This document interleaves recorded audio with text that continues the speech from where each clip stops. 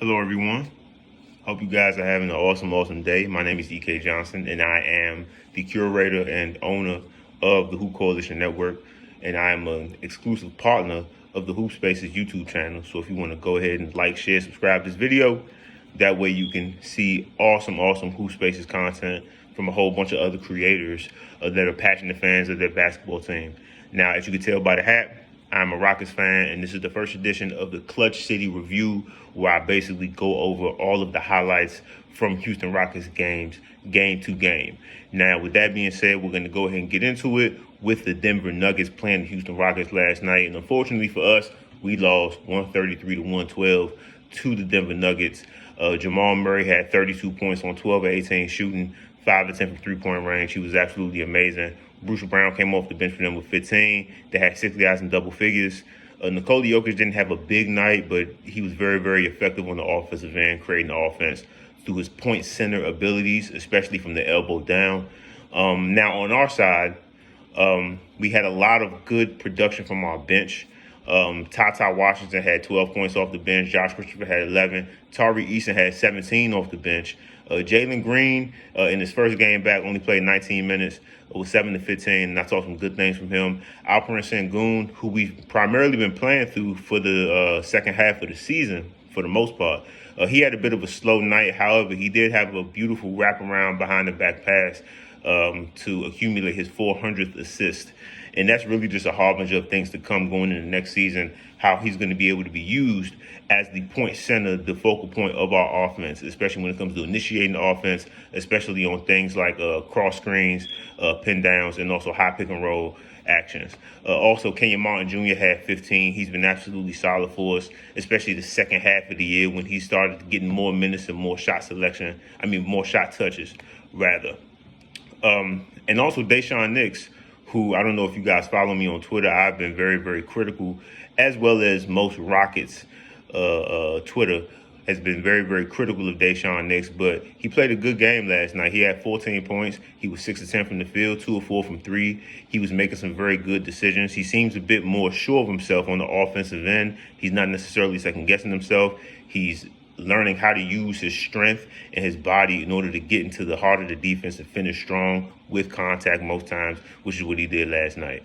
Really, the issue for us is that we just couldn't stop anybody. Denver shot extremely well from the field. They shot extremely well from three-point range. I believe they shot 68.8% from three-point range.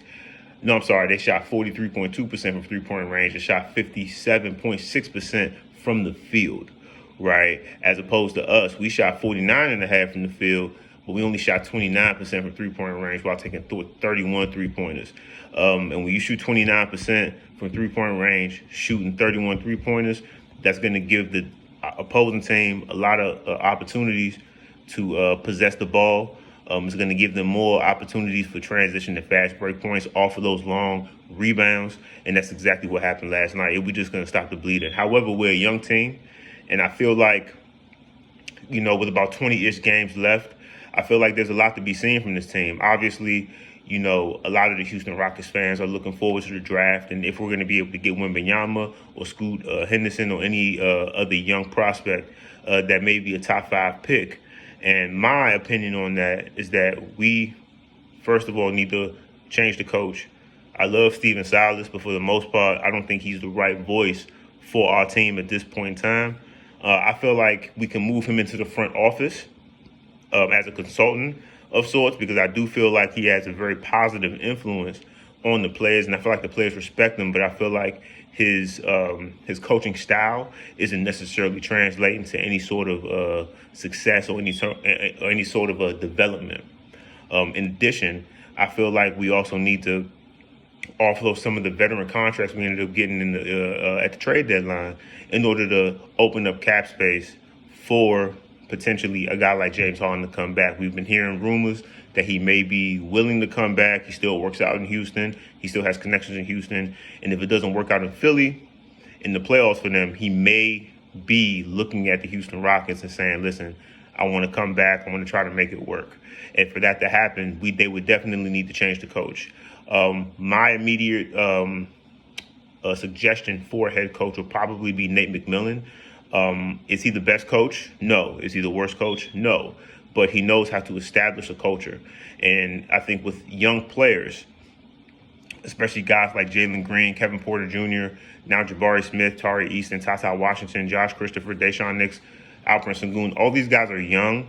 And now we're at the point in their careers where it's a very, very critical point where it's like, okay, now we can either develop these guys in a proper way, a way that's going to make them better, or we cannot develop them and then they're going to turn into journeymen, or maybe they'll be out the league in 4 to 5 years, right? So I think Nate McMillan is the perfect individual to come in and try to establish that culture. That way he can turn these young pros into stable pros. And I think that will sort of coincide with us getting better, as well as what we're able to do in the draft. Like I said, that really depends to be seen. I mean, that really is on hold right now because we don't know where we're going to land.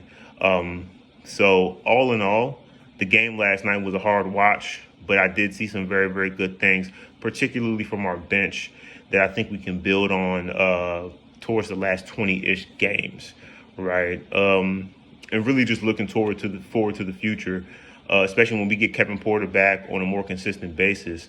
I feel like, Kevin Porter, Jalen Green, and Alperen Sengun, and also Jabari Smith, that's going to be our young core. And then you got Tari Easton, Tata, and Deshaun, as well as Josh Christopher, are capable guys who can come off our bench and score and do a lot of different things for us. So with that being said, that is my analysis. That's my review of the game last night. I hope I wasn't too long-winded. If I was, let me know.